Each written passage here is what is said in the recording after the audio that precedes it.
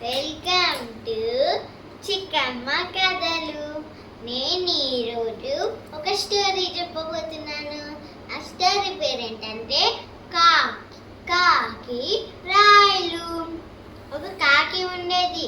ఆ కాకి దాహం వేసింది.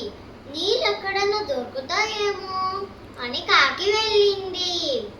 చాలా దూరం వెళ్ళింది, కానీ నీళ్ళు మాత్రం దొరకలేదు. ఇంకా కొంచెం దూరం వెళ్ళిన తర్వాత ఒక కుండ కనిపించింది. ఆ కుండలో నీళ్లు ఉండడం చూసి కాకి కుండ కాడికి వెళ్ళింది. కానీ నీళ్లు కొన్నే ఉండడం వలన ఆ నీళ్లు చాలా లోతున్నాయి. ఆ కాకి అందుకోలేక అటు ఇటు చూసింది. ఏమీ లేదు. కిందకి చూస్తే రాయిలున్నాయి. కాకికి ఆలోచన వచ్చింది.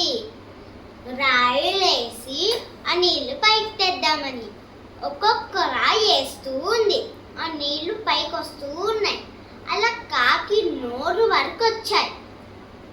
కాకి మంచిదాగి వెళ్ళిపోయింది. బాయ్. సబ్స్క్రైబ్ చేసుకోండి.